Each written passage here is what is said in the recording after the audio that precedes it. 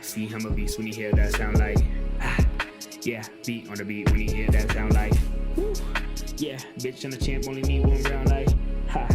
Yeah, me, I'm a G bring heat in the Hey everyone, Jake Noecker here with the Scrap News, and with me today a very exciting guest fighting at Octagon 41 on April 15th, a big star in Octagon, Baba Yaga, Vaclav Mikulasek. Baba, how you doing, dude? 2 weeks out from the fight. I'm cool. I'm making the weight because actually I take the fight like a short notice. Yeah. And everybody knows my weight is normally like something about 110 kilos. So it's like, and I'm fighting 84 kilos normally. So that's 20 kilos down. I don't know, in America you got pounds too. So I'm fighting normally, I don't know how to do it in a pound. You're like 30 pounds, 40 pounds heavier than normal. Yeah. Whew, that's a weight cut. and I'm in the last 7 days, I done maybe 15 pounds, 16 pounds down. So it's like you got a ways to go. Yeah. Well, hey man, short notice. We're still excited to see you out there. Before we get into the interview, I do want to ask you, I'm an American. I don't know these terms. Baba Yaga, what does it mean? The Baba Yaga it's a fairy tale in Russian, Polish, and Czech, and Eastern European, like a legend. Yeah. When you're a small kid, they always tell Baba, if you not behave good, Baba Yaga will come from you. You got boogeyman and kind of stuff. We got Baba Yaga. I love it. So it's like the Czech Republic boogeyman. And also, the Baba Yaga is fucking ugly. I am ugly, so that's my bag. You're not ugly. You got the nicest teeth ever, bro. Are you kidding me? Yeah, it's new one. Yeah, you're supposed to see me like 2 years ago. Well, you're all right. supposed to see me like 2 years ago, dude. Well, now you're a good-looking guy, so you got to figure it out, bro. I got like that for like 3 days ago. I like that stuff. I like the cauliflower ear. I like the scars. I think it makes you look cool. So, thank you, buddy. Thank you. You're welcome. And like I said, man, all the way in the Czech Republic. Are you training there? Where's your gym? I'm training in the Prague. Actually, I'm from RPG Renegade Prague gym. We are all renegades. They throw us from somewhere. They don't like us. They don't give a fuck about us, and we don't give a fuck about them. We are like team of the fucking all-star fucking bad guys and fucking motherfuckers and stupid big heads. But we love each other. And also, I'm fighting, and I also train in Ostrava, which is my born city. So I get 2 gyms now in a moment because I moved into Ostrava for some time. So that's it. And now I'm training in my home, doing the air bike and cutting it away. Good man. Even when you're doing the interviews, you're working. So who are some of your coaches and teammates at that gym? And my coach is David Vivagil.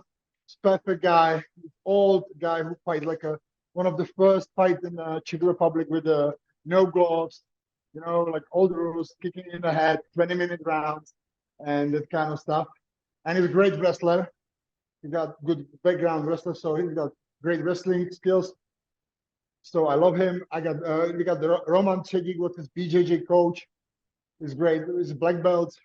One of the good black belts, because it's not black belt like black belt. You can buy a black belt in the fucking eBay and say you coach from the, So he's really good coach.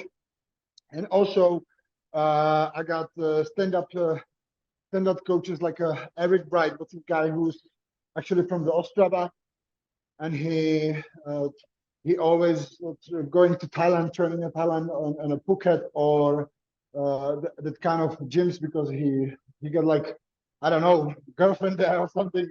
So he trained there a half year there and half year in the Czech Republic. Then I got my almost, I don't know how to say, he's like family to me now because he's from with me from beginning. He's like a Robert Franek, one of the guys who helped me overcome stupid shit. My young me, my youngest stupidity and everything. So, and I train with the guys like Miroslav Broš, Inquisitor, Matusz Juráček, what's this guy who fight now Lahore? He winning the fight, and in the third round he got knocked out. So But he was winning the fight. I got David Hostek, what's this guy with the power horse in the hands? He's like the guy who looks like solid rocks. You don't want to wrestle with him. You don't want to sparring with him because you always get hurt. Oof, yeah. So, and I got like David Kuzma. He always joined us. Was ex-champion of the Octagon. So I think we get actually great team. We got Yeah. great guys and good company. I also visiting other gyms so to get better. I know you've been busy, dude. You even got into a boxing match, I was told, in December. What's up with that? How'd that go?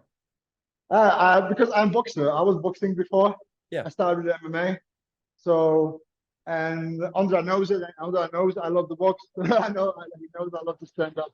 So, he gave me the offer and he gave me good opponent. Actually, it didn't go. I win. I didn't go the way I was planning. I was planning to finishing the fight in 2 rounds. Doesn't happen, but it's supposed to be finishing the fourth round because I put like solid punches in the stomach and the guy doesn't move, doesn't correspond, and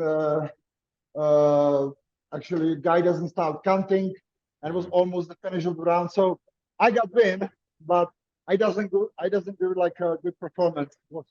People don't like it. Well, hey, man. But I win. Winning is counting. I don't give a shit how I win.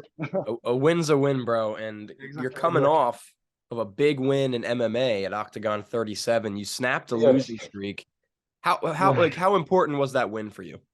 For me, it's like I know I'm good enough to compare with other guys. I know I'm good enough to win every fight with Octagon game, but my head is not good enough sometimes. I got sometimes I got in a psychical problems, and I don't believe myself. I don't want to believe myself, and I think to myself I'm shit. So sometimes doesn't go as planned, and I was so upset. And I was like, I win last fight in 2020, I think, and then it was a Corona, so I got like 2 years stop. Then I fight Carlos Remola after this, so it was very hard start with the fight with a guy like a Carlos, guy with great wrestling, big power, and got like the whole pressure of the everything, media and kind of stuff, people, So for me it was hard. Then I was fighting with the Robertson. What's this guy? Also was like fighting in the Bellator, fighting the cage rage, the kind of stuff. I do 2 rounds, and after second round I got hurt. In last 5 seconds, I fucked up my foot. I broke like three bones in my step, so I have to finish. So then I lose like 2 times with my verbal correspondence. So I was screaming. I wasn't screaming like a pain. I was screaming like a, we always scream to fucking help each other, help from some situation. But that's a sport where people don't look at this way like you. So I got like 4 losses between. I got 1 more boxing match what I was winning in the 5th in May. I was boxing. I win also the boxing match in the O2 Arena, one of the biggest in the Czech Republic. Is the O2 Arena where I was win. Yeah. Then I got Ostrava, where I finally bring everything what I know, and I finished the guy in a last second of the fight. 1 second left, dude. The buzzer beater. 1 second, and I got like uppercut and I was in my knees. The guy was in the turtle, and I was in my knees. So I give him like uppercut, and it was done. And it was done. So I was fucking happy. I win. So I'm sure you've heard this term, but in America we call that the buzzer beater. Yeah. So that was an awesome win, man. I'm glad you're back in the win column. You're looking to keep the win streak alive here at Octagon 41, but you don't have an opponent yet. Is that true? Yeah, we're waiting. I'm supposed to fight Vaso Psycho Bakanovic. I think it was something like that. So I was excited because guys know from whole world. People know him. He fight in Bellator, KSW, everywhere. And now I'm waiting for one guy. If he's not if he's not shitting his pants, you know. So we will see. Can you reveal any names yet, or hush I hush? can't. I know. I Say can't. less. No worries. No worries. I'll ask Scott. Scott will tell me anyways. Okay. So, but I mean, do you like not having an opponent this close to fight, or do you like this is a It's short hard. notice fight? It's hard. It's hard not having the opponent because you can two types who can bring you to the fight. Guy who is ready whole year and is fucking ready to fucking take it off, chop off your head off, or you can bring you some guy who just come for the money. Let's be honest, you know, I'm honest guy. People know me how because I always tell the truth. I doesn't lie. I doesn't tell like bullshit stories. I always say what I'm feeling. I'm telling, you know, like. Well, your style is very, for lack of better words, kill or be killed, right? You're very aggressive. It's very exciting to watch. Why is that? Is that just how it comes naturally? It's me all life. You know, I got beat up so many times in my childhood. I got like beat up from, let's say, from first class until I got beat up from my 10 years, from 10 I was 10 to, until I was like 16, 17. I got beat up every fucking day. Every fucking day I got beat up. Kids was bullying me in the fucking school. They bullying me in the fucking, trying to bully me all my life. And then I was, you know, then I was started with the Olympic weightlifting, and then I was started boxing. Then I learned I can also hurt people. So I was starting hurting people back. And this is how I learned to kill or be killed. I mean, it's as a fan, it's very exciting style to watch. So I'm glad you were able to put all that childhood trauma, so to speak, into something useful, man, because now you could be a bully. You're a killer. And it really translated. I hate bullies. I hate bullies. I hate people who bully people. I bully people because they bully people, like weak ones. I like bullying this kind of people. I love bullying this kind of people because they have no fucking heart. They all fucking pussy. I love that, man. You bully the bullies. They're fucking pussies, you know.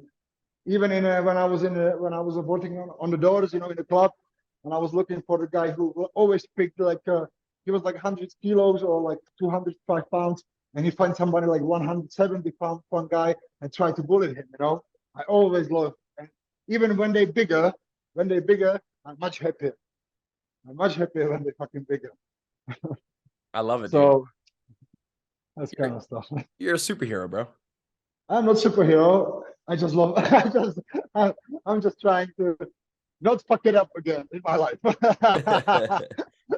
So, Baba, man, you're a big fan favorite in Octagon. A lot of people love you, love your personality, love your style. That being said, are you a big fan of the Octagon promotion? Do you plan on going anywhere, or is this your home? They love me actually. I think probably wasn't let me go. You know, they will fucking they will never let me go probably. So I love Octagon promotion. They do too much for me. They help me a lot. So I have to give them back and stay with them. So that's the way.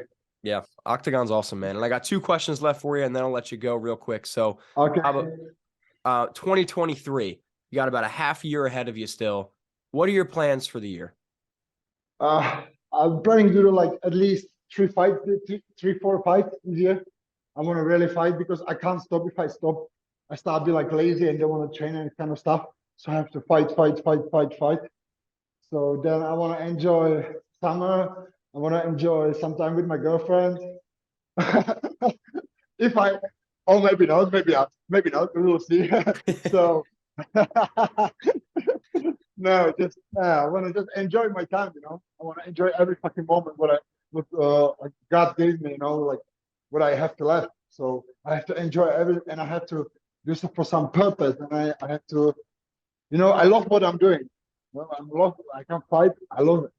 I enjoy every second. You know, because I was working hard. I was working in England. I was working in the cruising ships. You know, I'm actually chef. In my normal life, I was working like a chef. I was working like a 5-star hotel plus that kind of stuff. I was going like I was do some competition with the cooking and that kind of stuff. And now this is like a dream come true. You know, I wake up with the thing. I'm wake up every morning and I'm smiling, because I'm smiling because I can do what I love. That's great, man. So- I didn't know you were such a good cook. You got to make me dinner sometime. I have to go to America, so we will see. Someday we'll do it. I have to go one day. If you ever need a couch in Philadelphia, right there. Fucking hell. Gotcha. So, Thank you, Baba, bud. man, before we get out of here, dude, you got, like I said, tons of fans, a star in the Octagon promotion. I just want to give you the opportunity. Is there anything you'd like to say to everybody? The mic is yours. Also my haters, I love you motherfuckers, because of you, I'm always fucking on the top. To my fans, I love you guys, you're the greatest fans ever. You always cheer me up when I'm down. I love my mom, I love my girlfriend, I love my friends, I love my team. I'm enjoying life. Sometimes I'm sad, sometimes I'm happy, but it's a fucking life. So thank you for having me. Thank you all. Ah, Baba Yaga, ladies and gentlemen. He cut out at the end, but boy, oh boy, April 15th, Octagon 41 goes down. And let me tell you, Baba Yaga, he's going to make someone go down because those fists fly and his style is absolutely crazy. So thank you very much for joining us. And like I said, check out Octagon 41 on April 15th. Have a good day, y'all.